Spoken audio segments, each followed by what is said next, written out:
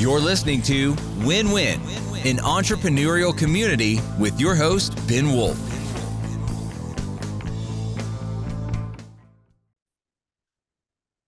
And welcome to the Win-Win podcast, the official podcast of Wolf's Edge Integrators. I am Ben Wolf, as always, your host, and we're going to learn from our guest today how to prepare to sell in 3 to 5 years. As what I picked for our topic today. Before I get into introducing our guest, I do want to highlight some resources that all of you small and mid-sized business owners and runners can take advantage of, which you can get at wolfsedgeintegrators.com/resources, including, most especially, I think there's a roadmap tool, which is a simplified version of what our experienced COOs actually do with our clients, that you could use for yourself, in terms of getting clarity on what the roadmap, what the order of operations is, what the steps are to get from where you are now to where you want to be, a bunch of suggested elements to it. It's fully adaptable, and there's a training there, video also on how to use it. So that's a very useful tool I recommend you take advantage of, wolfsedgeintegrators.com/resources. Some other good resources there, how to become a mostly unneeded boss, which is like a 10-page article.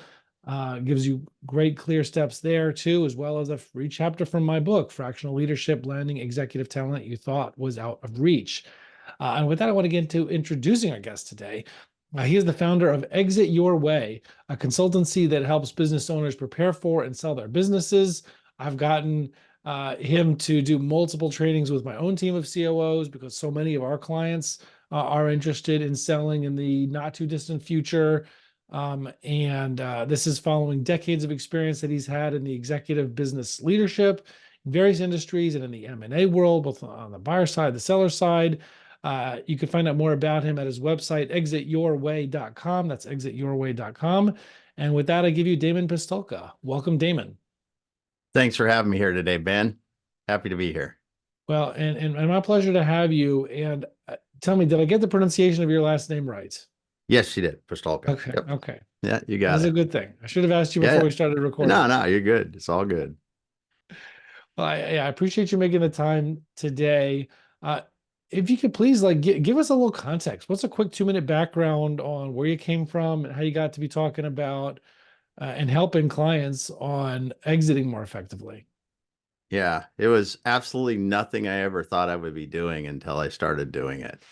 I grew up in South Dakota on a family farm, had no idea what I was going to do when I went to college, stumbled my way into engineering and graduated degree, started working in manufacturing. And before I knew it, I was doing some pretty cool projects, building out some facilities. And ultimately, for that company, it was an injection molding company. I built and led one of their facilities in the Southeast for 5 years before I started running facilities and companies then for other manufacturers. And that was a family-owned business. It was rapidly growing. So literally I wasn't even 30 yet, and I was building and running that facility. And it was a ton of fun, a ton of learning too, because I really had some good mentors in the company. The founder was really a good person and really smart business person, and actually his family was. And the next company that I worked in, I had no idea, but it was an investor-owned company. And that was a world of change for me, to be able to work in investor-owned companies. And that's where I really discovered M&A, buying and selling companies, and the concept of building to a growth number, a value number, for the exit, right? And that's what you have to do in a investor-owned company, unless it's a family-owned where I want to just keep going good solid returns for the next 50 years or whatever the heck it is for the family. That's good too. But I was in the kind where we're going to run it for 5 to 7 years and then we're going to sell it. So it was a combination throughout of growing organically that company, buying other companies, and ultimately figuring out what we are going to do with it at the end. And in that one, we sold it. And the next thing you know, I'm off and doing that again with more investors, buying and selling and building companies, and until 2010, when I stepped out on my own to do consulting, and then 2015 when we started Exit Your Way.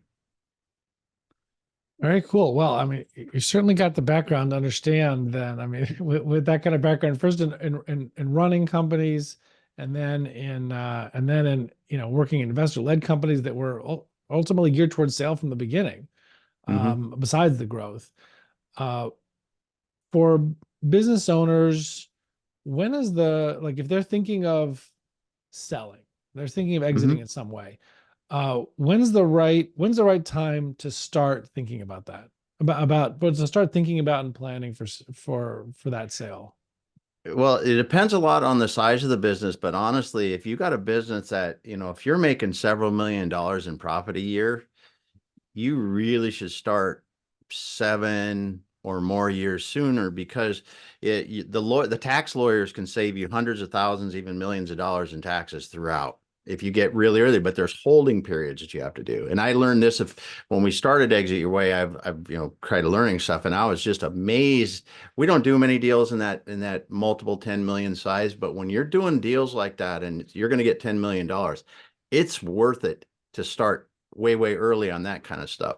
It's also worth it to start 5+ years just talking to a financial advisor going, okay, what's my portfolio look like?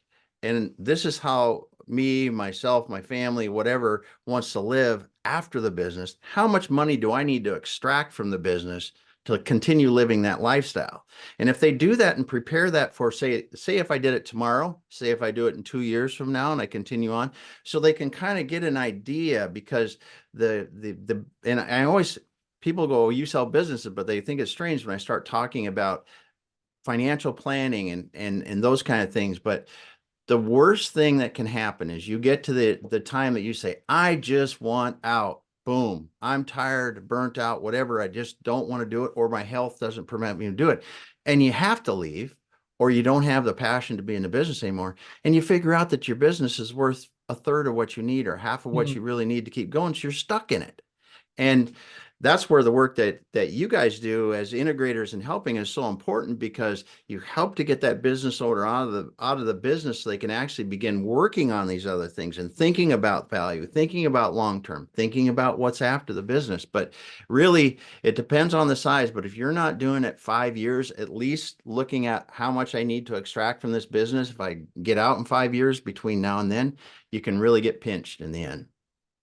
Well, that is, you covered a lot. There's a lot that I would want to dive into more in what you just said. But let me go back to something earlier that you said, which is you talked about 7 years plus. You talked about Yeah. hundreds of thousands or millions that could be Yep. saved. You talked about holding periods. I'm not familiar with that. What can you speak more on that stuff? And I'm not a tax attorney, but I'm going to tell you, if you're going to do a transaction and you're going to get $10 million from your business, you need to talk to tax attorneys that are specifically working with people around exits to help them mitigate taxes, because there are things that you can do that early. And I might not even be quoting the right things, because I've listened to them and I know enough to get the smart people in the room. And what they'll do is they'll say, listen, if you are going to contribute $1 million to charity, let's do that now, because then, or give them shares, give the charity shares in your company at the exit. But we have to set this up now. If you want to set up trust for your children, if you want to do different things like that, all that stuff sets up, and you can transfer wealth ahead of when you're going to pay capital gains. You don't pay capital gains on it when you go out. And that's the thing that they And really there's certain do. look back periods that you could do Yeah, there's things look back before those periods that you have. start. Yeah. So that's really what the holding periods are for these kind of things. You can't do it 2 days before, you got to Right. be done ahead of time.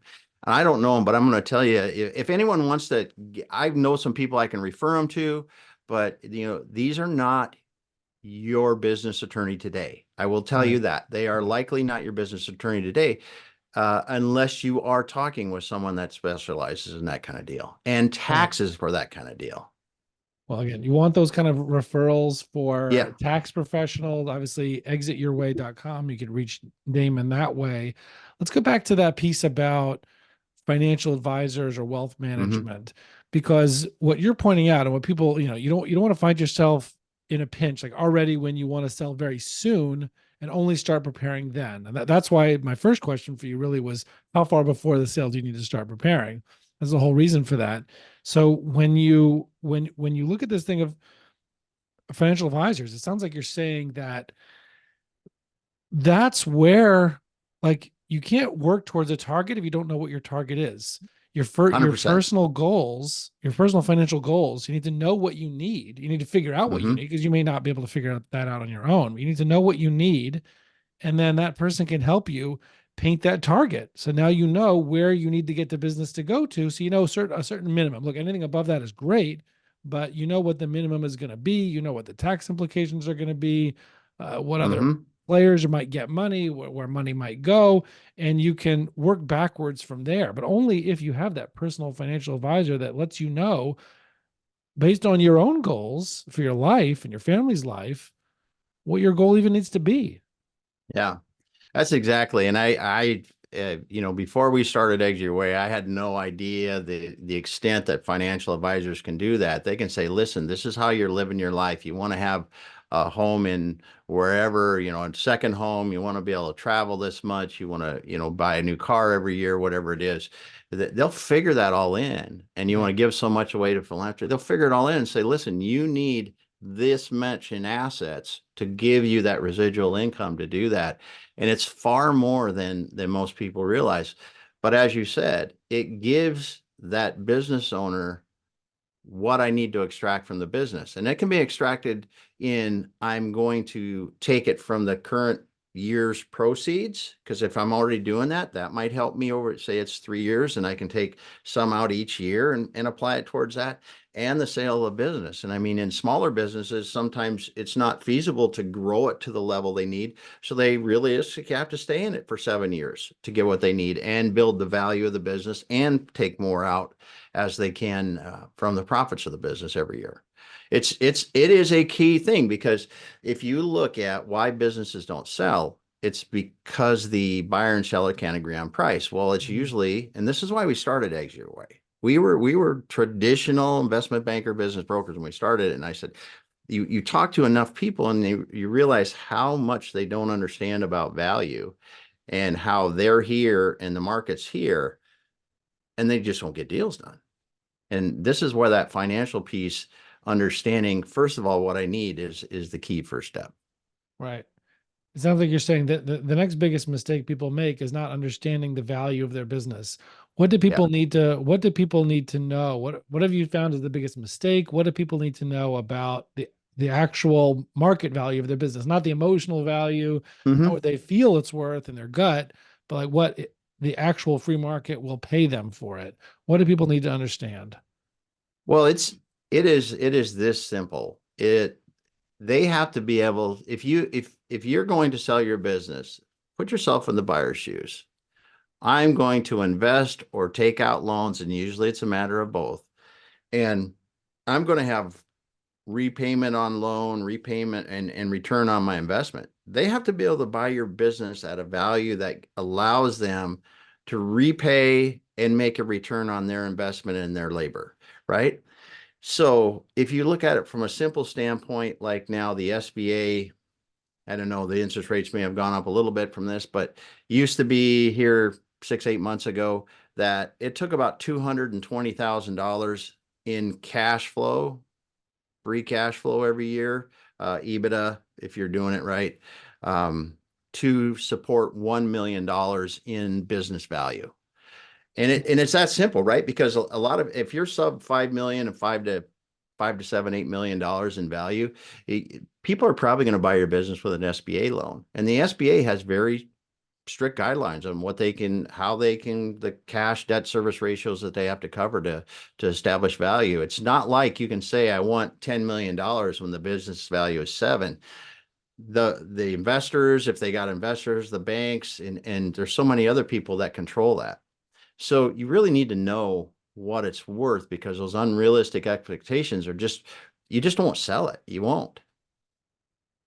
What are the different kinds of buyers, and how do you know, uh I guess, how do you know which one of those kinds of buyers is most likely the right one that you should prepare for? Probably makes a difference which kind of buyer is Mm-hmm. likely to buy it, for even how you prepare.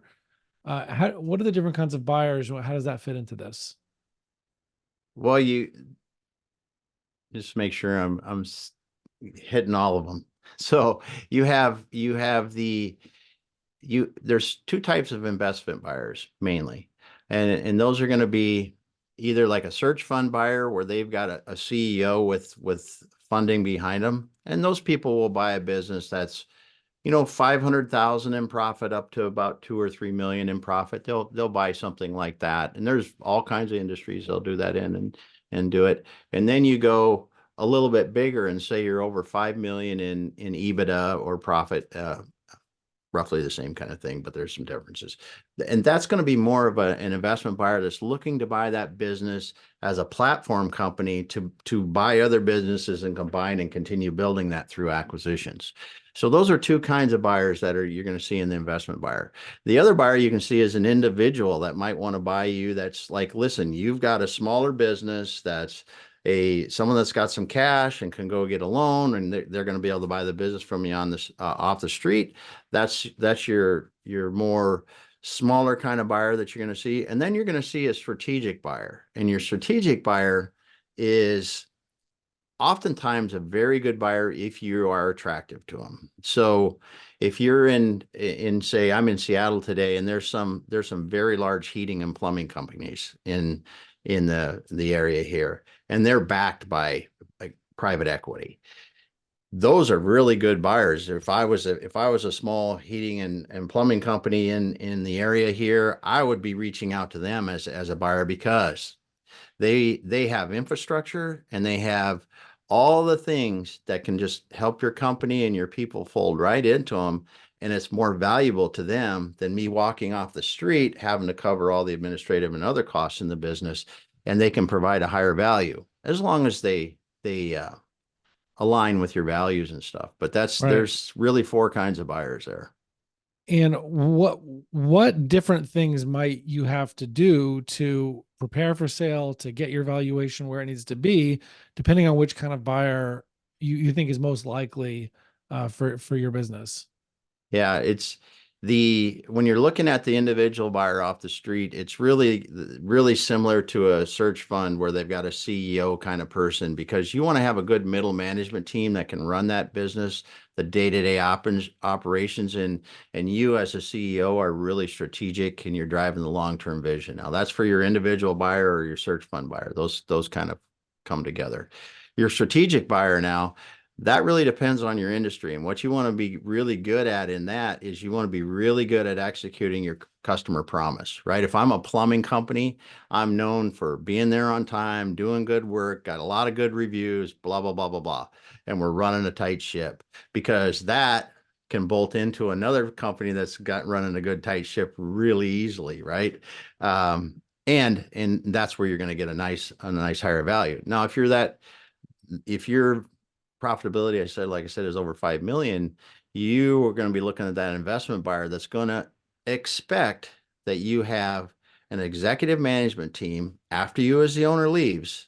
After you leave, you still need to have an executive management team that can develop and execute a 5-year growth strategy. And they should probably be doing it now.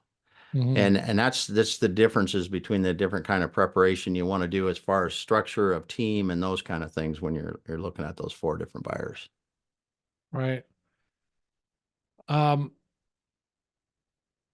What about when you're thinking more of an ESOP type of exit, or selling to your team? What effect Yeah. does that have?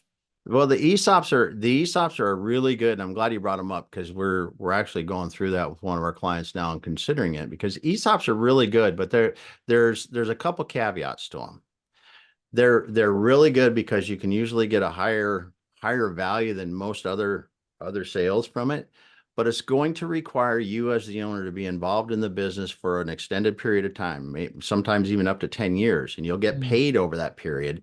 But you no longer own the business. It's run by the board and the executives doing it. And you have to have over $1 million in employee costs, wages, to be able to qualify for it. I'm not an ESOP expert, but it is a good way to go. And your team still needs to be built out, and it will probably operate like you want to operate in that search fund kind of thing, where you're the CEO. You got to have a solid middle management team. You have to have a good, solid history of profitability. Consistent profitability or growing profitability is better. But it's an incredible opportunity for companies that have a lot of labor, like a plumbing company, like a construction company, like a healthcare company. I mean, these are really good for it because it does provide the owners a more return on their effort. And over time, that might be good. And then too, for the business going forward after it, they operate without federal or state income taxes, which is huge. And now don't quote me because there might still be some income taxes, but I was just talking to a gentleman about that recently. But that tax advantage is really something because you can reinvest that 20 or 30% that would normally go other places for taxes into growth of the company again. Right. And the other benefit is employee ownership, right? Now your long-term employees become owners. They're building value and stock in the company. And when they leave, it's worth money. Right.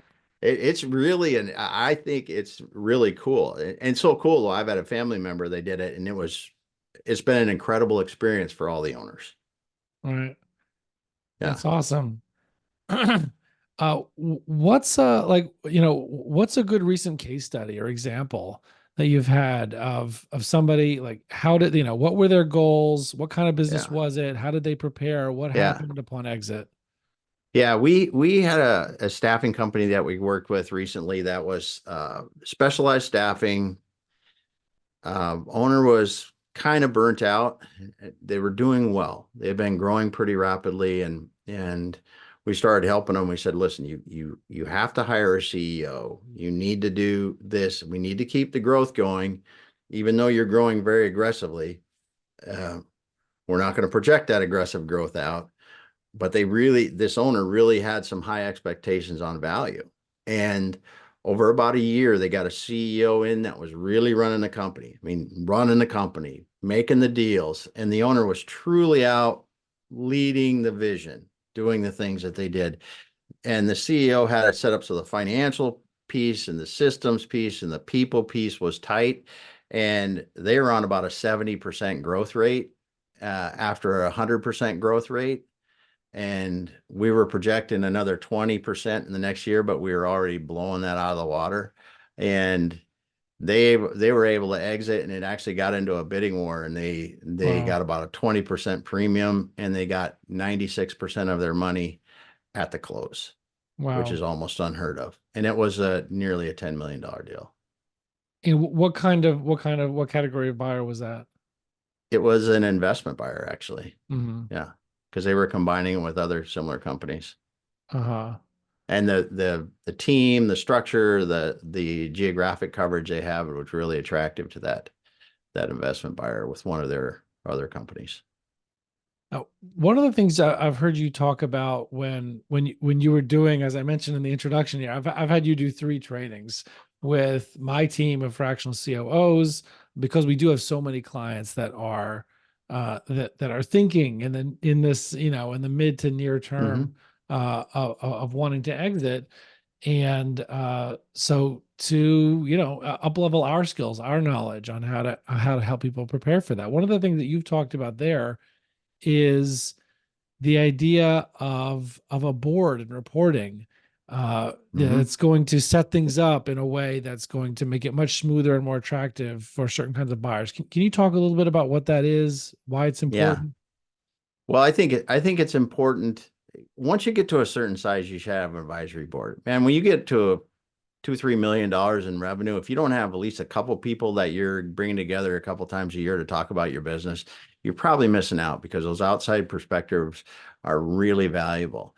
But as we look and we get into that, where you're going to be making $1 million a year kind of thing, so you're five or so million dollars in top line revenue kind of thing, you want to have a monthly board meeting. You want to have 3 or 4 board members outside the company. And, you as the owner, and maybe your highest level other executive in the company that are in there, but you want to go over financial results, and the financial results are a short piece, but setting this up so there's actually a board process, a package that gets put together so people can review it and go through, okay, this is how we did, and this is where we're going every month. Because if you're going to sell into an investment buyer, or really anyone else, you're going to be able to demonstrate how you've led that business, and then they're going to see how the performance resulted as after, as you go along down the road. And that's a huge thing for buyers, because they can see that you've got a process in place to see where you're going, communicate how we're getting there, and then execute on it. And it's so valuable for that buyer to be able to see more and more about that. What impact does that have on valuation and what they'll actually pay? Well, it's oftentimes it's whether they'll buy or not. Uh-huh. It really It's a is, matter of even because exiting or not. yeah. A lot of these things are binary. Like, it's like, if you don't have this, they just won't do it. They can't because investor or whatever. But what it really does is, when you look at it, it's probably in the, I don't know if you're guessing, anywhere from a quarter to a half a multiple, so if you're, and when we talk about multiples, it's a multiple of the profit of the business. But it makes it so much more attractive, because especially to investors, because if you can just say, listen, drop a person or two on our board, it's already set up. This is the package. What else would you like to have? It's great, because they don't have to go in and do that and teach everybody and spend the months doing it. And it's also good for the owner, because the owner gets used to the process and used to understanding more and more about seeing how my business is running from those meetings, and really how that long-term strategic direction and then performance measurement works. Last question. What do you tell business owners who don't have a realistic notion of their company's value? What do you tell them? How do you get them to the point of realizing and accepting the reality of their valuation, what they can actually get? Honestly, most times can't, because this is something I'll say publicly over and over again. The investment banking business brokerage world does not serve business owners very well, because they can go down the street and find someone to tell them probably the number they want to hear. Uh-huh. And usually people come to us if they've had those unrealistic expectations, if they come back after they haven't been able to sell. And that's really what happens. I mean, because somebody else will inevitably say it's worth as much as they want it to be worth and try to sell it. And that's the biggest challenge against that. I mean, but it comes back again to math, right? If you look at the logical approach to value in business, you have to pay the debt back on it and return on your effort. It's A plus B equals C. And if it's more than that, it's not going to work. Right. And our clients over time are willing to listen about that and understand more about valuation. And we've got a ton on our resource page too about valuations, or just go out and search the internet, lots of stuff. But that's really, you need to be informed on it to make a good educated decision, because you said it at the beginning, emotional value, they're worth 100 times what you're going to get paid for them, right? Because blood, sweat, and tears, sleepless nights, all that stuff. But you got to be realistic. Well, I know I said that last one was the last question, but one last question. One thing I've heard you talk about before other times and that we've spoken is the likelihood of successful sale depending on the age of the business owner. Yeah. What pattern have you noticed there? If you're, and this isn't anything scientific, right? But if you're Anecdotal, 70 years, okay, yeah, caveat. anecdotal. And my partner said this, and I didn't realize it until after we've been in a while. If you're 70 years old and you're in your business, you're probably not going to sell it. It's just because it gets too emotional. It's just the emotion of selling is too high. And the other thing that I tell people too is, if it's that emotional for you, plan on shutting it down when you can't run it. Be ready to do that, and run it right up to the end if you absolutely love it that much. You don't have to sell it. You can make an orderly liquidation. You can even have it so you've got people that will orderly liquidate it if you have a stroke and can't do it anymore. You should do that early, just in case. And then we always ask our clients that, say, you have a heart attack tomorrow, what are we supposed to do, right? Because you want to do that. But in the long term, if that's what you do and you love that business so much, you want to work at it until the very last day, set it up so your family doesn't have to deal with it after that. And it just, someone takes care of that stuff for you. That's a perfectly acceptable exit. And because not everybody should sell. I Right. mean, there's sometimes when just that orderly liquidation when it's time is the greatest option. Right. Awesome. Well, I truly appreciate this. I know this is highly, highly valuable for people to hear, get a realistic idea, start planning 7, 3, 5 years in advance as much as you can. Think about getting as the owner out of the day-to-day operations, putting a board into place, think about what kind of buyer you need, what that kind of buyer is going to be looking at in terms of valuation. Paint that target so you even know what the business needs to be worth with that realistic valuation for you to fulfill your goals in life. So you could come up with, together with your leadership team, together with your advisors, a realistic plan of how to get there in some period of time. Even maybe it's a little longer than you would have hoped, but if it's going to get you to your goal, better than not getting to your goal or starting to try to Yes. shoot for it after you want to already be selling. So I really appreciate this. Thank you for having me today, Ben. Yeah, no, my pleasure and everyone else's pleasure to be able to learn from this. But thank you, Damon, and everybody else. We'll see you. And again, just exityourway.com, and everybody else will see you on the other side. Thank you. You're listening to Win Win, an entrepreneurial community with your host, Ben Wolf.